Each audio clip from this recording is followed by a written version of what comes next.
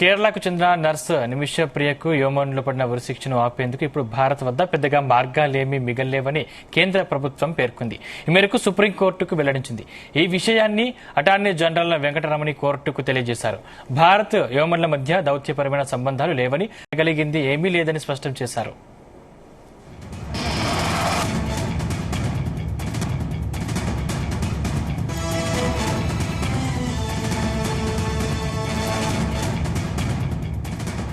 ఇది సాధారణమైన కేసు కాదని, ఉరిని అడ్డుకునేందుకు ప్రభుత్వం అన్ని ప్రయత్నాలు చేసినట్లు కోర్టుకు తెలిపారు.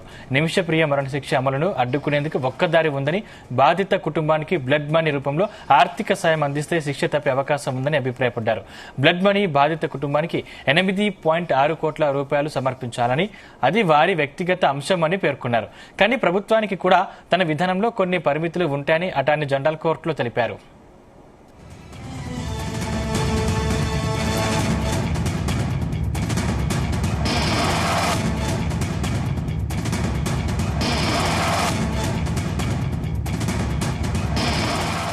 నిమిష ప్రియ తన బిజినెస్ పార్ట్నర్ యోమన్ దేశస్థుడు తలాల్ అబ్దో మెహదీని మరొక నర్సు సాయంతో మత్తుమందించి హత్య చేసినట్లు ఆరోపణలు ఎదుర్కొంటున్నారు. ఇద్దరు అతని శరీరాన్ని ముక్కలు చేసి అవశేషాల్ని భూగర్భ ట్యాంకులో పడేసినట్లు ఆరోపణలు ఉన్నాయి.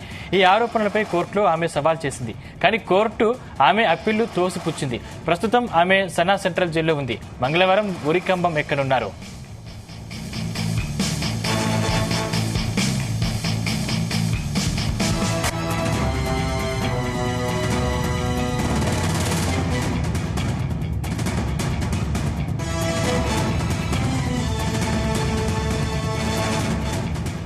కేరళలోని పాలక్కడ్ జిల్లాకు చెందిన నిమిష ప్రియ 2008 నుంచి యోమన్ దేశంలో నర్సుగా పనిచేస్తుంది. 2011లో వివాహం తర్వాత ఆమె తన భర్త టామీ థామస్తో కలిసి ఆ దేశానికి వెళ్లింది. 2014లో యోమన్లో అంతర్యుద్ధం కారణంగా ఆమె భర్త, కుమార్తె కేరళకు తిరిగి వచ్చారు. కానీ నిమిష యోమన్లోనే ఉండిపోయారు. ఈ క్రమంలోనే యోమన్ దేశస్థుడితో కలిసి నిమిష ప్రియ నర్సింగ్ హోం ప్రారంభించారు. కొన్ని రోజుల తర్వాత యోమన్ దేశస్థుడు తనకు శారీరకంగా వేధించేవాడని, తన పాస్పోర్టు తీసుకుని తనను ఆర్థికంగా నియంత్రించాడని ఆమె ఆరోపించింది. పాస్పోర్టు తీసుకోవడం కోసం యోమన్ దేశస్థుడికి మత్తుమందు ఇవ్వడంతో అధిక మోతాదు కావడంతో అతను చనిపోయినట్లు ఆమె గతంలో కోర్టుకు తెలిపింది.